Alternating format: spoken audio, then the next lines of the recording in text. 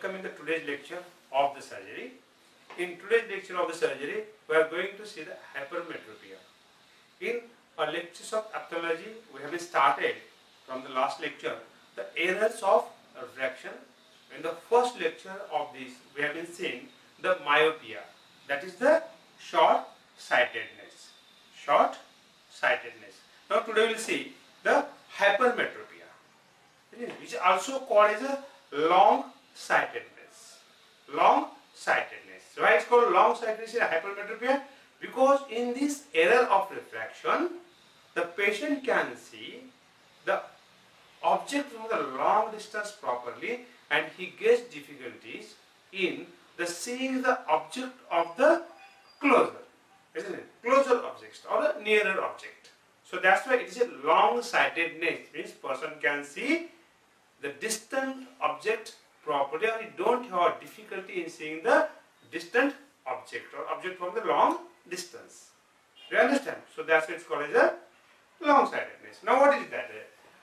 By definition, the hypermetropia, it is an error of refraction in which the parallel rays of the light,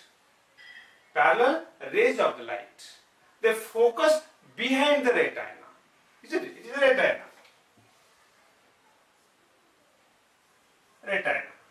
So here the parallel rays falls behind the retina. It should be fall where? It should fall on the retina. Instead of that, they falls or focus behind the retina. So that's why patient cannot develop the image, and that's why have the difficulty in the vision. Do you understand? In myopia, what you have been seeing? In myopia, these parallel rays were falling or focusing in front of retina, not on the retina. And here in hypermetropia, the parallel rays, they focus behind the retina when accommodation is at rest. Do you understand? Then coming to the types of the hypermetropia. Hypermetropia is classified into groups first, anatomical and the clinical. Anatomical means what? As I already told in myopia, where there is a structural change or change in the anatomy of the eyeball, and that's why the development of the hypermetropia. These are three types: axial, curvature, and the index myopia. Index myopia. The first axial myopia means what? That it is a myopia develops due to this decrease in the length of the axis of the eyeball. The eyeball becomes smaller. And if the eyeball is smaller, then it is called the axial. This long axis of the eyeball, it decreases and develop the hypermetropia. This is called as the axial hypermetropia. Second, curvature myopia. Curvature myopia means what? If the refractive medium, especially lens, becomes flat. This lens, as we say, normally the lens is what? Concave. Isn't it? Which instead of that, if this lens becomes flatter, like this, isn't it? What happens? This medium gets decreased, or the loss of the curvature of lens is there, and that's why it is called as a curvature hypermetropia. Do you understand? Then index. If there is a change into the normal refractive index or normal refraction, then it is called an index type of the hypermetropia. So do you understand? Here the eyeball, in axial eyeball becomes smaller, long axis becomes shorter. Here the loss of curvature is there. The curvature is flatter than that of the normal concavity. Then index, where the normal refraction index is reduced. This is anatomical type. Then second, clinical type. The clinical, it is three types: congenital, developmental, and the acquired. The congenital types, it is a rare. Usually the hypermetropia is not develops congenital, not occurs congenital. Why we say congenital? Because the eyeball is normal there, and actually it is smaller. So that's why infants may have the hypermetropia initially. isn't it? So that's why we cannot say it is a congenital hypermetropia. So congenital hypermetropia is very rare, very rare. Then developmental, it is a common. Developmental hypermetropia, it is a common one. Why? Because as the child grows, there is an increase in the long axis of the eyeball. Whole eyeball gets increases in size, but increase in long axis. And as long axis increases, there is reduction of the hypermetropia, because child usually born with the hypermetropia. But as size of the eyeball gets increases, this hypermetropia automatically reduced. But in case of the children where eyeball doesn't grow in a proportion, if it remains smaller, it remains small as compared to the age of the child. Age of the child, when it grows, then there is no increase of the long axis and development of the hypermetropia. This is called the developmental hypermetropia, which is the common one. Do you understand? The second is acquired. The acquired hypermetropia means what? Hypermetropia. After the birth, eyeball develops normally. There is a disappearance of correction of the hypermetropia is there.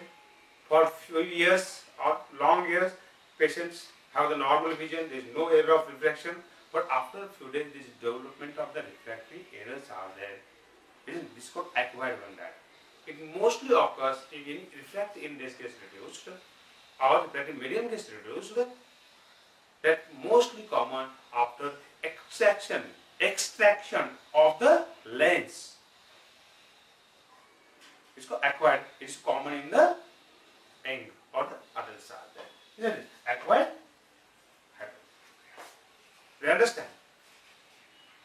So these are types of the hypermetropia. Again, the hypermetropia can be correlated with accommodation.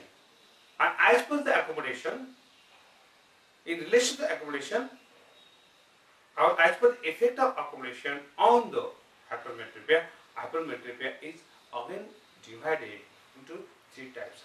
One is a total hypermetropia, second is a latent hypermetropia, and third is a manifestive hypermetropia. Actually, these are not defect, but it is in relation with what, or due to as in relation with the effect of accommodation of the eyeball. First is total, second is latent, and third is a manifestive. First is total hypermetropia means what? That this hypermetropia can be elicited if the eyeball or it's completely paralyzed. Accommodation is completely paralyzed, right? Using the atropine. This is called as a total hypermetropia. Second, latent hypermetropia.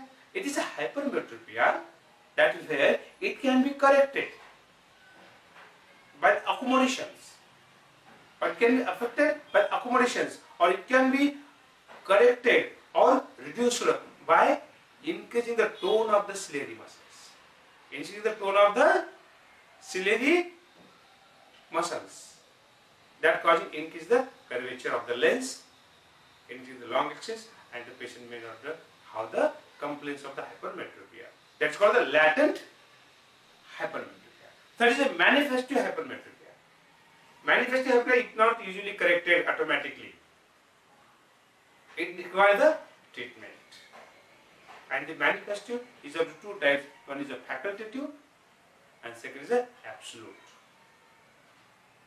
Absolute, it requires the what? The correction with the using the treatment. Do you understand? Now the clinical features.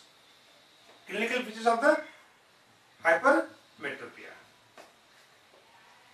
In hypermetropia, on accommodation, we will see that the patient don't have any problem seeing the distant object.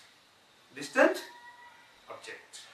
But patient complains of seeing the closer object, smaller letters, isn't it? He may get difficulty in the seeing that object, isn't it? Sometimes early patient can be seen, but by continuous seeing that letters, patient may develop first blurring, and then this cannot see completely this object. isn't it? Blurring, at first can see if tone of the eyeball is maintained, but later after continuous seeing due to the what exhaustion of the ciliary muscles, so cannot maintain the curvature, and there is blurring, and finally there is a what the patient cannot able to see the object clearly. You understand? So that is the only complaint. Sometimes there will be headache, but it's not usually present. Headache is there. So that is the clinical feature. Diagnosis. The diagnosis of the hypermetropia can be made by testing the refraction, by using the different glasses are there. Secondly, by the retinoscopy. Isn't it? Two examinations can be used by the refraction, isn't it? And second by retinoscopy. Retinoscopy. Is it? I request using the different type of the glasses, number of the glasses. Then the treatment.